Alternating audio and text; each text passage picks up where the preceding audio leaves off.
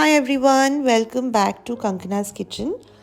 आज हम अगेन एक सेमी फॉन्डेंट केक बनाने वाले हैं, जिसके लिए यहाँ पे मैंने टॉपर्स बना के ऑलरेडी एक दिन पहले रेडी कर लिया है, ताकि हमारे टॉपर्स जो है वो अच्छे से ड्राई हो जाए।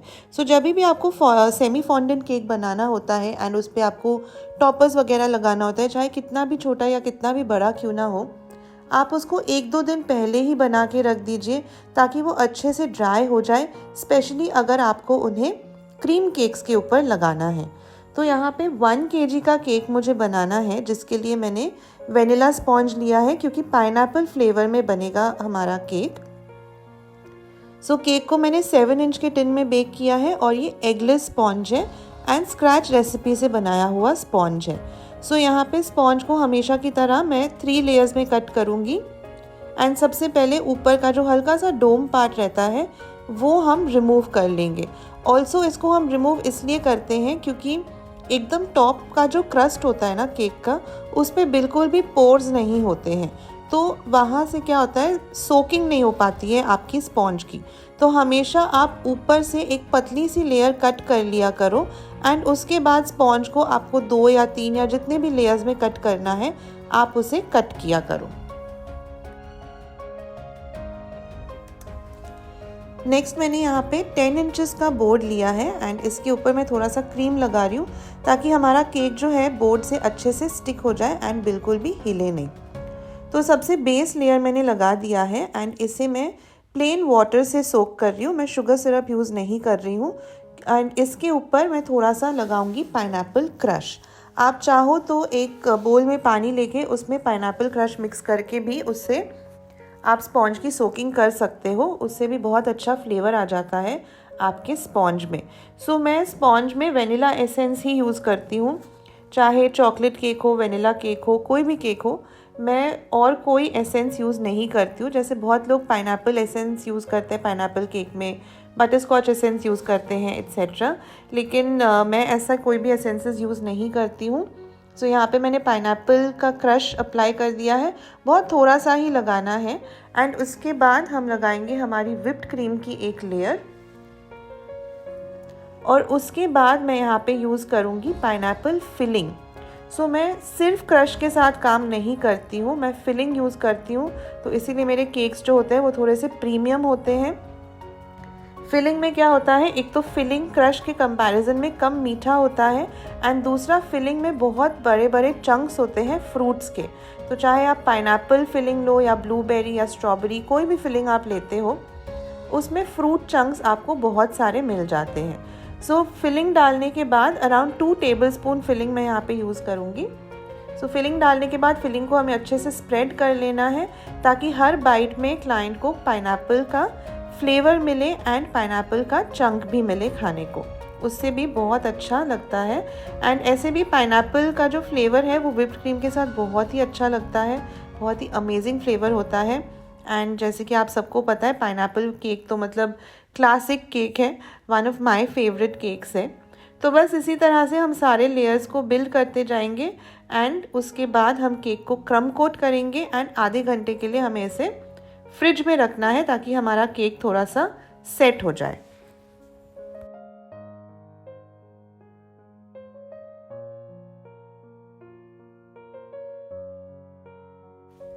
जब तक हमारा केक फ्रिज में सेट हो रहा है, मैंने यहाँ पे सारे फॉन्डेंट टॉपर्स निकाल लिए हैं।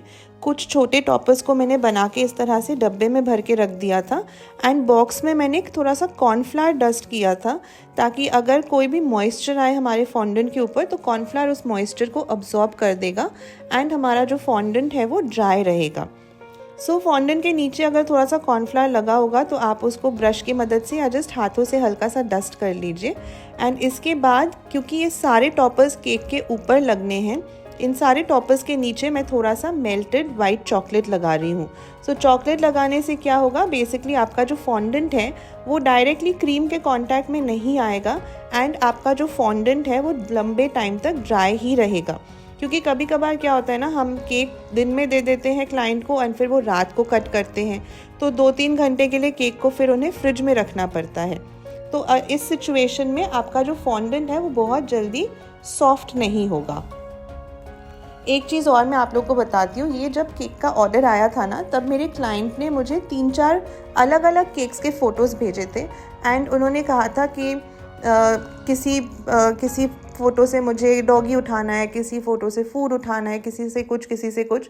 सो बहुत सारे एलिमेंट्स उन्होंने बताया था एंड उन्हें ½ kg का केक चाहिए था।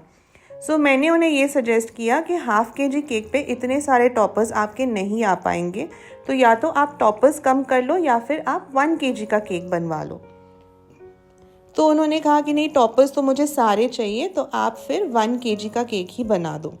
तो इस तरह से जब भी आपके पास ऑर्डर्स आते हैं ना कस्टमाइज्ड केक्स के, तुरंत हाँ करने से पहले आप एक बार थोड़ा सा केक के बारे में सोच लो, क्लाइंट के साथ अच्छे से डिस्कस कर लो, उसके बाद ही आप उसे कंफर्म करो। क्योंकि अक्सर क्या होता है, ऑर्डर आने के एक्साइटमेंट में ना हम इन चीज़ों पे ध्यान नहीं देते हैं, हम ऑर्डर ले लेते हैं, कंफर्म कर देते हैं एंड उसके बाद जब हम एक्चुअली केक बनाने लगते हैं ना, तब हमें लगता है कि यार ये तो मुश्किल होगा, अब इसे मैं कैसे मैनेज करूँ, उसे मैं कैसे मैनेज करूँ, ये कलर मैं कैसे लाऊँ केक के ऊपर। तो इससे बेटर है कि कस्टमाइज्ड केक्स के लिए आप पहले क्लाइंट से पूरा ब्रीफ ले लो, समझ लो कि उन्हें क्या चाहिए, क्या रिक्वायरमेंट है उनकी, एंड उसके बाद आप थोड़ा सा उसके बारे में सोचो कि आप केक को कैसे बनाना चाहते हो। एंड फिर अगर आपको लगे कि कहीं पे कोई परेशानी या मुश्किल आने वाली है, आप क्लाइंट के साथ पहले ही उस चीज़ को डिस्कस कर लो, क्योंकि हर एक क्लाइंट आपका अलग होता है, किसी को जमता है, किसी को नहीं जमता है। जब हम बाद में कुछ चीज़ें बताते हैं ना क्लाइंट को, तो कुछ लोगों को लगता है कि अरे ये तो उन्हें पहले बताना चाहिए था, अब ऑर्डर लेने के बाद वो कह रहे हैं कि ये पॉसिबल नहीं है, वो पॉसिबल नहीं है। तो ऐसे अनप्लेजेंट सिचुएशंस को अवॉइड करने के लिए बेहतर है कि आप पहले केक के बारे में खुद थोड़ा सोच लो, थोड़ा समझ लो एंड उसके बाद आप क्लाइंट को ऑर्डर कंफर्म करो। अगर आपको लगता है कि कुछ एक्स्ट्रा टॉपिंग्स डालने से केक और ब्यूटीफुल लगेगा, तो वो भी आप क्लाइंट को बता सकते हो। फिर उनके ऊपर है कि वो एक्स्ट्रा टॉपिंग्स के लिए या टॉपर्स के लिए पेमेंट करना चाहते हैं या नहीं। अदरवाइज जो उनकी रिक्वायरमेंट है उस हिसाब से आप उनको केक बना के दे सकते हैं। सो नेक्स्ट हम यहाँ पे केक की फाइनल फ्रॉस्टिंग कर लेंगे। तो यहाँ पे मैंने एक टील ब्लू कलर ऐड किया है क्रीम में। वैसे तो आप बेस कलर कोई भी ले सकते हो, आप येलो ले सकते हो या ब्लू ले सकते हो। मैंने यहाँ पे हल्का सा turquoise blue kind of a colour लिया है, जिससे मैं पूरे केक को कवर करूँगी। सो पाइपिंग बैग में भर के हम पहले चारों तरफ केक पे अच्छे से क्रीम लगा लेंगे एंड उसके बाद स्क्रैपर से एंड पैलेट नाइफ की मदद से केक को हमें अच्छे से फिनिशिंग देनी है।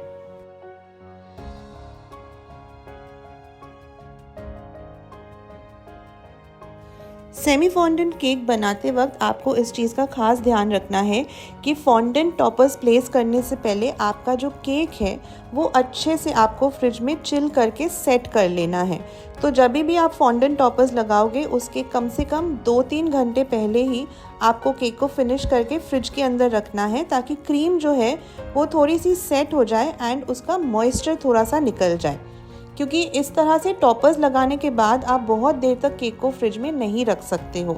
तो यही आइडियल है कि जब भी आपको केक को डिलीवर करना है उसके आधे घंटे पहले आप टॉपर्स इस तरह से सेट करो अपने केक के ऊपर एंड फिर आप इस केक को आराम से डिलीवर कर सकते हो, कोई प्रॉब्लम नहीं होगी।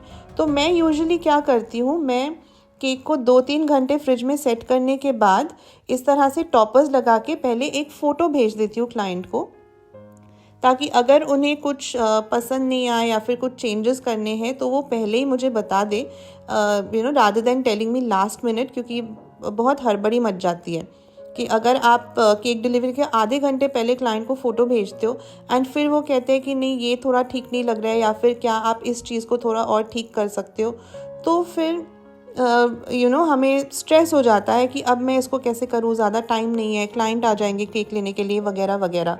तो मैं नॉर्मली फ़ोटो भेज देती हूँ क्लाइंट को एंड यूजुअली उनका जल्दी से ओके आ जाता है एंड उसके बाद मैं टॉपर्स निकाल के फिर केक को बॉक्स में भर के फ्रिज में रख देती हूँ एंड डिलीवरी के आधे घंटे पहले वापस मैं टॉपर्स लगाती हूँ, केक को अच्छे से पैक करती हूँ एंड रेडी कर देती हूँ ताकि क्लाइंट उस केक को ले सके। सो यहाँ पे देखिए मैंने इस तरह से सारे टॉपर्स लगा दिए हैं। हालांकि यहाँ पे थोड़ा सा मुश्किल इसलिए हो रहा था क्योंकि ये जो कंप्यूटर उन्होंने बनाने के लिए बोला था वो कंप्यूटर के पीछे जो स्क्रीन है कंप्यूटर का उसके पीछे मैंने टूथपिक लगाया था जो इस एंगल से देखने में इतना अच्छा नहीं लग रहा था। मैंने उनको सजेस्ट किया था लैपटॉप, बट उन्होंने कहा कि नहीं, हमें डेस्कटॉप कंप्यूटर ही चाहिए।